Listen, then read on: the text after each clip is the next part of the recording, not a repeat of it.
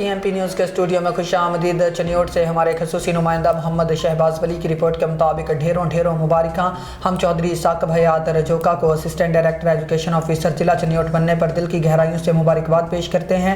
یاد رہے چودھری ثاقب حیات رجوکا محکمہ کی طرف سے اہم ذمہ داریاں جیسا کہ AEO مرکز، AEO head quarter, deputy DEO Chiniot sports event کے انچارج میں اپنا کردار ادا کر چکے ہیں۔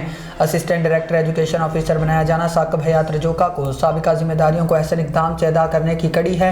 امید ہے کہ ثاقب حیات رجوکا پہلے کی طرح اب بھی تمام تر کوششوں کو بروئے کار لاتے ہوئے فرائض کو انتہائی سنجیدگی، دیانتداری سے ادا کرتے ہوئے اعلیٰ افسران کی امیدوں پر پورا اترنے کی کوشش کریں گے۔ اللہ تعالیٰ ہمیشہ سلامت رکھے اور مزید ترقیاں نصیب فرمائے، آمین ثم آمین۔